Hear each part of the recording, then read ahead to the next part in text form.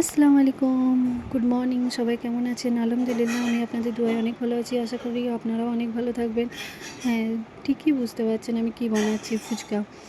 তো ফার্স্ট আমি ফুচকাটা নিয়ে এলাম। তারপর এই মশলাগুলো যেগুলো দেখছেন ধনে, জিরে, লঙ্কা আর লবণ, এই মশলাটা ফুচকার মশলা, সেটাকে ভেজে নিলাম। আলু কেটে নিয়েছি আলু সেদ্ধর জন্য। পেঁয়াজ, লঙ্কা, শসা ৩টেই আমি বানিয়ে রেখে দিয়েছি। আর এইদিকে ফুচকাটা আমি বানিয়ে নিলাম। আলুটা সেদ্ধ হয়ে গেছে। সেদ্ধ হওয়ার পরে আমি আলুটাকে ছেনে নিলাম। এখানে টক জলের জন্য আগে থেকেই আমি তেঁতুলকে ভিজিয়ে রেখেছিলাম। তো দেখুন কিছুটা জল, তেঁতুলটা যেটা ভিজিয়ে রেখেছিলাম সেটা, লেবু আর জলজিরা, কিছুটা বিট লবণ এবং ভিজে রাখা সেই মশলাটাকে আমি ভালোভাবে মাখিয়ে নিলাম। ওহো, দারুণ টেস্ট হয়েছিল।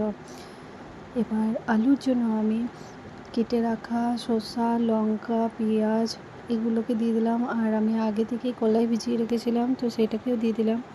সামান্য পরিমাণ লবণ, মানে সাদা লবণ, বিট লবণ, ভেজে রাখা সেই মশলাটা, একটু তেঁতুল জল আর সামান্য পরিমাণ তেল, 2-3টে পাপড়িও ভেঙে দিয়েছিলাম এবং আলুর মশলাটাকে মাখিয়ে নিয়েছিলাম। তো টেস্টে বলবো দারুণ হয়েছে। আপনারাও একবার ট্রাই করবেন। আর ভিডিওটা ভালো লাগলে লাইক, কমেন্ট, শেয়ার করবেন। ভালো থাকবেন, সুস্থ থাকবেন। আল্লাহ হাফিজ।